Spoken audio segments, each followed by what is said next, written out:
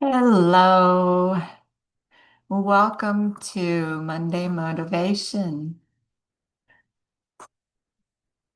Did you ever feel like your mind just won't shut off?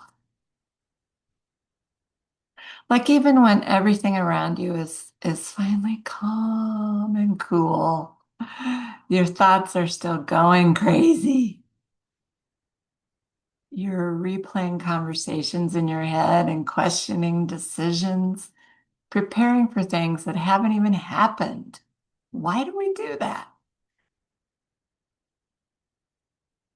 No one really sees that overthinking that's going on in our heads, but it's exhausting for us. You might look like you're doing fine on the outside. Everyone says, "Oh, you're doing so well." But internally, your mind is constantly working, constantly thinking, trying to stay one step ahead, trying to make sure nothing goes wrong again. Yeah, we always look for that next shoe to drop, don't we? If you walk through something like cancer or another kind of trauma, you can feel this can feel even more intense. Your body has trained itself to look for the trouble that's ahead because your mind learned something in that season. It learned to stay alert, to watch, to protect. If we haven't met before, my name is Terri Sterk. I am a wellness coach and an author, and I serve women like you and like me, women who have walked through challenging seasons. My aim is to help you nurture body, mind, and spirit. That's what I'm here to do. And so today, while you're thinking may have helped you get through to survive what you got through. It may also be the very thing keeping you from fully resting now. So today I want to talk to you about why this happens. And more importantly, how you can begin to quietly, gently calm your mind and find your way back to peace. Now stay with me because one small shift that I'm planning to share today can completely change how you respond to these thoughts. First of all, why your mind won't stop. Overthinking isn't just thinking too much. It's often a response your brain learned over time. It's a behavior. After you've walked through something hard and difficult, your mind doesn't just go back to the way it was before. It becomes more aware, more cautious. It becomes alert, suspicious maybe. You start asking more questions, running more scenarios in your head, trying to prevent what might happen next, thinking we can control what comes next. Well, most of the time we can't. And in many ways, all of that work we're doing makes sense. The work we're doing in our heads. Your mind is trying to protect you, keep you safe. But experts have studied this overthinking. Like Bessel van der Kolk explains that after trauma, the brain and the body stay in a heightened state of awareness. I know that's true. I've been through it. You can probably vouch for that too. It feels like our system is just still asking, am I safe yet? Is it okay to go back to work? Is it okay to do what I used to do? And for many women, especially after cancer, that question doesn't just go away. Organizations like the American Cancer Society acknowledge that even after treatment ends, the emotional and mental impact continues. Well, we always knew that, and now the organizations are beginning to catch up. So if your mind feels like it's always running, there's a reason for that. The exhaustion no one talks about can be debilitating. So let's talk about it. Let's talk about something that just doesn't get said enough. Overthinking, using our mind too much is exhausting. Maybe it's not physically exhausting, although you may feel the tenseness in your body. Your shoulders might ache, you might have a headache, who knows? But we're certainly exhausted mentally and emotionally. It's the constant background noise, the never-ending processing, the feeling that your mind just won't settle. And over time, it wears you down. You might notice that you feel tired when you think you should be okay. It makes it harder to be present in the moment, to be there for our families when our mind is somewhere else. Even the quiet moments don't feel restful because your mind is still working, even when you're trying to calm it. And here's the part that many women struggle with. They think, why can't I just stop this? Well, why can't you? Well, it's not just willpower. It's about patterns and habits that we've created in our lives. Let's talk about why it's so hard to stop. Your brain starts to believe. Now, when you went through your trauma, whether it was cancer or something else, your brain learned to protect you. It keeps you safe. When you go through overthinking and you're stressed and you have a lot of anxiety, your brain can't tell the difference. It thinks, oh, it's in high gear now. It's time. It's time to protect. It's time to stay safe. Researchers like Judson Brewer explains that worry and rumination reinforces itself. The more you do it, the more automatic it becomes. So when you try to stop overthinking, your mind resists. Not because something is wrong with you, but because your brain thinks it's helping you. It recognizes stress and anxiety and tries to help you solve the problem by overthinking. So the shift I wanted to talk about today is interrupting the cycle.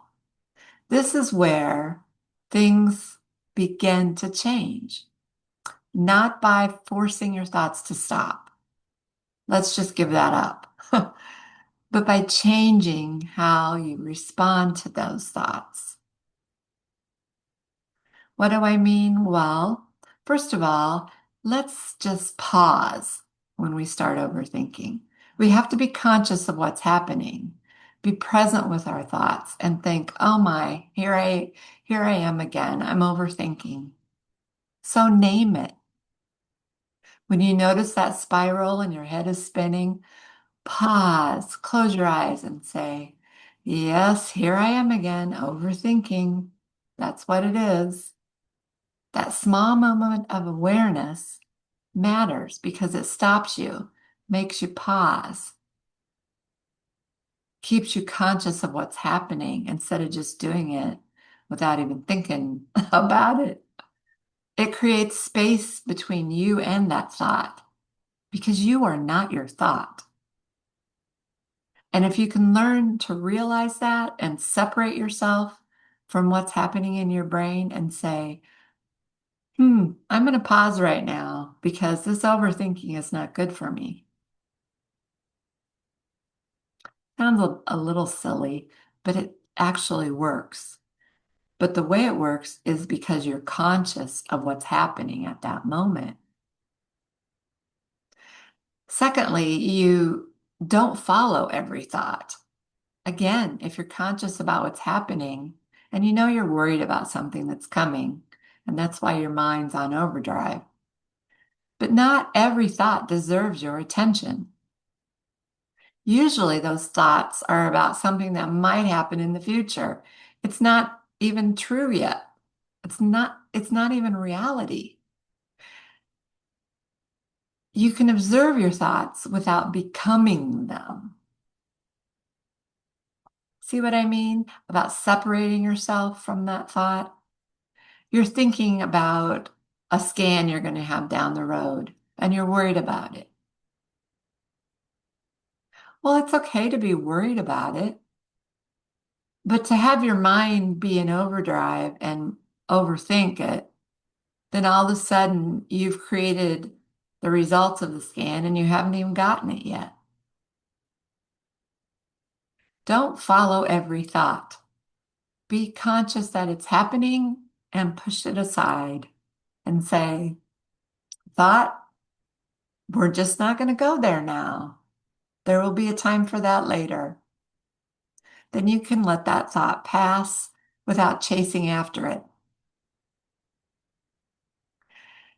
Coming back to the present, all the two things I've talked about previously are about being present and conscious when things are like this are happening, when you're spiraling out of control. And if you pause and stop talking and stop thinking, then you can bring yourself back to the present and what's real. What's real is this moment in time, not some future event that hasn't even happened yet.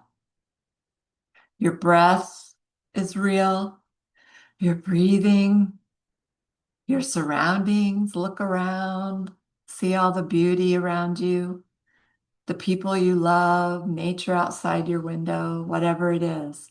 This moment in time is real because overthinking lives in the future. It lives in what if? What do I do about that?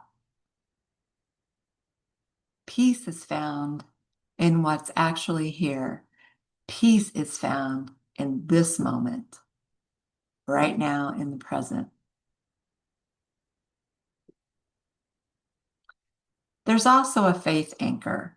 For those of you who lean into your faith, there's powerful reminders in the Bible. One that I'll bring up today is in Philippians chapter 4, verses 6 and 7. Do not be anxious about anything, but in every situation, present your requests to God. See, God doesn't even want us to be anxious. He says, when you feel anxious, just pass it on to Him and He'll take care of it. That doesn't mean your thoughts disappear overnight, but it does mean you don't have to carry them all alone. Share them in your prayers. Peace doesn't come from controlling every thought. It comes from releasing what was never yours to hold on to anyway. Overthinking lives in the future. Something to think about. If your mind has been heavy lately, because you do have things to worry about, not just yourself, but your family, your jobs, the world, the chaos in the world right now. If your thoughts haven't stopped because you're reeling in worry about what's happening, then you're quietly exhausted. You probably need to pause and just settle yourself. You're not alone, and you're certainly not stuck in this pattern. Again, it's a habit. It's a pattern that you can change. Overthinking can be changed, not all at once, but these tools that I'm talking about will help you manage it and help you be more conscious about what's happening so that you can separate yourselves from the thoughts that are spiraling you down to a dark place. And over time, you'll have the tools to manage it so much better. If this spoke to you, I'd love for you to share it with someone who may need it. If you're listening to this on YouTube, please subscribe to my channel and turn on notifications. It helps me reach more women who need this kind of support. That's what I have for you today. I am cheering you on. Go forward and don't overthink it. Pause. That's where you'll find the peace.